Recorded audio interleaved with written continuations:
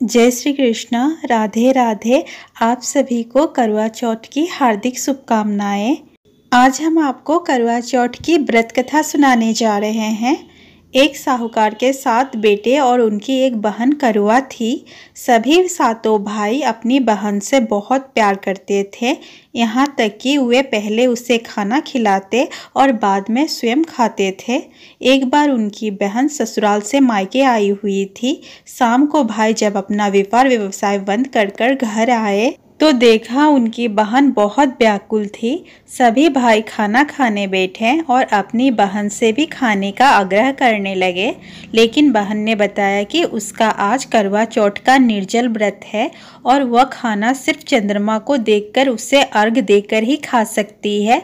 चूँकि चंद्रमा अभी तक नहीं निकला है, इसलिए वह भूख प्यास से व्याकुल हो उठी है। सबसे छोटे भाई को अपनी बहन की हालत देखी नहीं गई और वह दूर पीपल के पेड़ पर एक दीपक जलाकर चलने की ओट में रख देता है और दूर से देखने पर वह ऐसा प्रतीत होता है कि जैसे चतुर्थी का चांद उदित हो रहा हो। इसके बाद भाई अपनी बहन को बताता है कि चांद निकल आया है, तुम उसे अर्घ देने के बाद भोजन कर सकती हो। बहन खुशी के मारे सीढ़ियों पर चढ़कर चांद को देखती है, उसे अर्घ देकर खाना खाने बैठ जाती है। वह पहला टुकड़ा मुंह में डालती है तो उसे छींक आ जाती है, दूसरा टुकड़ा डालती है तो उसमें बाल निकल आता है और जैसे ही तीसरा टुकड़ा मुंह में डालने की कोशिश करती है तो उसके पति की मृत्यु का समाचार उसे मिलता है। वह बौखला जाती है। उसकी भाभी उसे सच्चाई से अवगत कराती है कि उसके साथ ऐसा क्यों हुआ। करवा चौथ का व्रत गलत तरीके से टूटने के कारण देवता उससे नाराज हो गए हैं और उन्होंने ऐसा किया है। सच्चाई जानने के बाद करवा निश्चय करती है कि वह अपने पति का अंतिम संस्कार नहीं होने देगी और अपने सतीत्व से उन्हें पूर्ण जीवन दिलाकर रहेगी।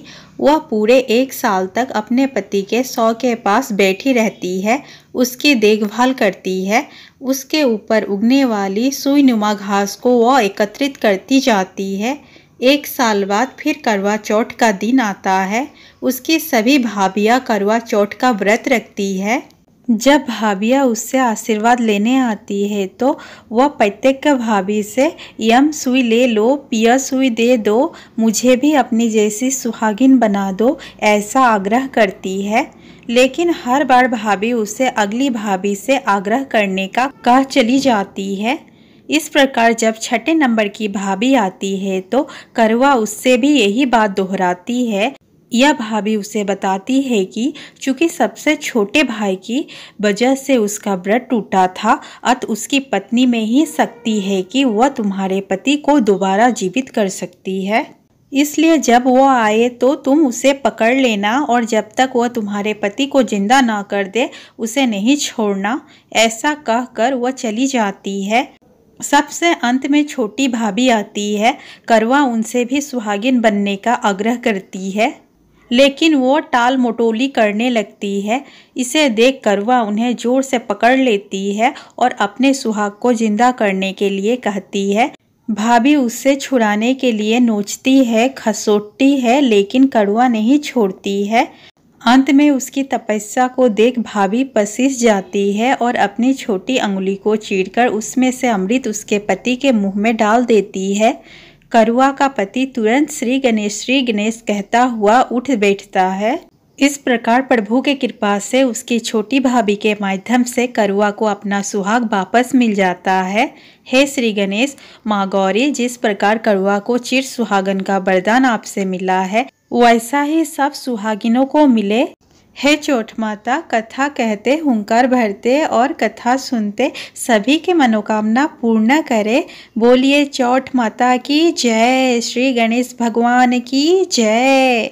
दोस्तों, वीडियो अच्छा लगा हो तो प्लीज़ वीडियो को लाइक, शेयर और चैनल को सब्सक्राइब करना ना भूलें।